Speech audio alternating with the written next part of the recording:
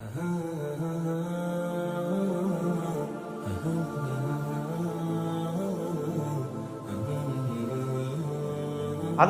موسیٰ علیہ السلام کی قوم میں ایک شخص تھا جس نے یہ تمنا کی، اے مالک و مولا، میں حضور علیہ السلام کا دیدار کرنا چاہتا ہوں، میں حضور علیہ السلام کو دیکھنا چاہتا ہوں۔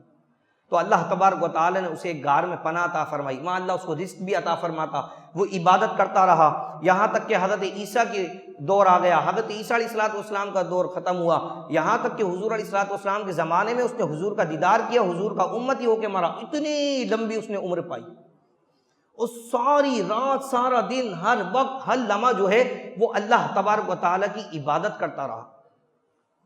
جب یہ واقعہ صحابہ کرام علیہم رضوان نے سنا تو فرمایا کہ یا رسول اللہ، ہماری عمریں تو بہت چھوٹی ہیں، 50 سال، 80 سال، 100 سال، 120 سال، 150 سال، اس سے زیادہ تو عمریں نہیں ہیں۔ یا رسول اللہ، اس نے تو ہزاروں سال عمر پائی ہے، تو آپ کا کوئی امتی تو اس کی عبادتوں کے برابر بھی نہیں پہنچ سکتا۔ اللہ اکبر۔ تو حضور علیہ السلام کو اللہ تبارک و تعالی نے وحی نازل فرمائی، جبرائیل امین حاضر ہوئے اور فرمایا کہ یا رسول اللہ، جو کوئی شخص آپ کا امتی فجر کی 2 رکعت پڑھے گا، 2 رکعت، اللہ تبارک و تعالی اس کی عبادت سے زیادہ اسے ثواب عطا فرمائے گا۔ کتنی اہمیت ہے ان 2 رکعتوں کی، فجر کی، لیکن ہم انہی 2 رکعتوں کو سو کے گزار دیتے ہیں۔ اچھا، فجر کی نماز کے بعد حکم ہوا کہ رزق کو تلاش کرو۔ آج ہمارے یہاں تنگی ہے، رزق کی قلت ہو چکی ہے، حکم ہوا کہ رزق تلاش کرو۔ ہم صبح کے وقت، ہمارے جو آج کل جو کراچی کا ماحول ہے خاص کر، وہ یہ بن چکا ہے کہ راتوں کو جاگتے ہیں اور دن میں فجر کے بعد صبح ہم سو رہے ہوتے ہیں۔ جب آپ صبح کے وقت سو رہے ہوتے ہیں، حدیث مبارکہ کا مفہوم ہے کہ اللہ تبارک و تعالی ملائکہ کو رزق لے کے بھیجتا ہے، جو رزق کی تلاش میں نکلتا ہے اللہ تبارک و تعالی اسے رزق عطا فرماتا ہے۔ اب جب وہ رزق بٹنے کا وقت ہوتا ہے، اس وقت ہم بستروں پہ سو رہے ہوتے ہیں، اور جب وہ وقت ختم ہو چکا ہوتا ہے، اب ہم اٹھ کے جو ہے وہ رزق کی تلاش میں نکلتے ہیں۔